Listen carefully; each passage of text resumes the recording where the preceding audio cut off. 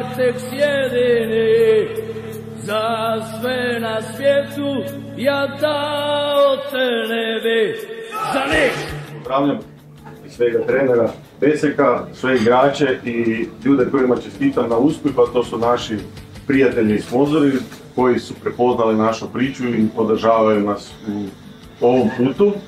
Dok danas pratimo da se oko tvornice vode koje kakve borbe i da se tamo ruši, mi još uvijek gradimo i tek smo počeli napredovati s našim klubom i zato ne damo Varteks. Ovo je 15. sezona u kojoj krećemo, kad su oni luđaci okrenuli klub. Taj klub je danas u 3. razredu hrvatskog nogometa, u 2. nogometnoj ligi. Kako je nastao dresovi za novu sezonu, bude ispričao Fran Lubrin.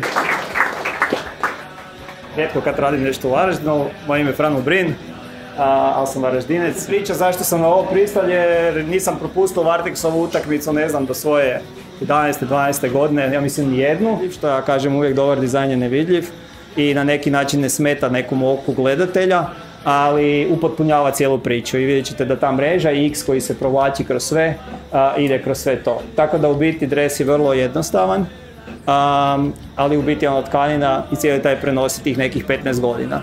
I opet ću tu ponoviti da cijela ta priča ide iz onog ugla da izgleda suvremeno, progresivno i da ima taj neki moment kretanja prema naprijed. Hvala svima.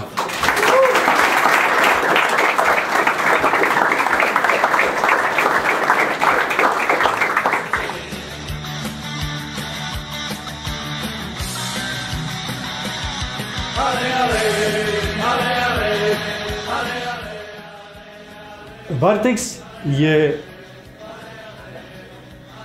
ruši se, ali mi gradimo. Mi gradimo neovisno o tome što se događa sa zidinama. Mi smo ljudi, mi stvaramo nove vrijednosti. Vi ste svi mladi i dečki pred vama je nešto predivno. Želim vam svu sreću, puno zdravlja, puno pratnje, da nas ljudi prepoznaju i da svi u tome zajedno uživamo. Živjeli!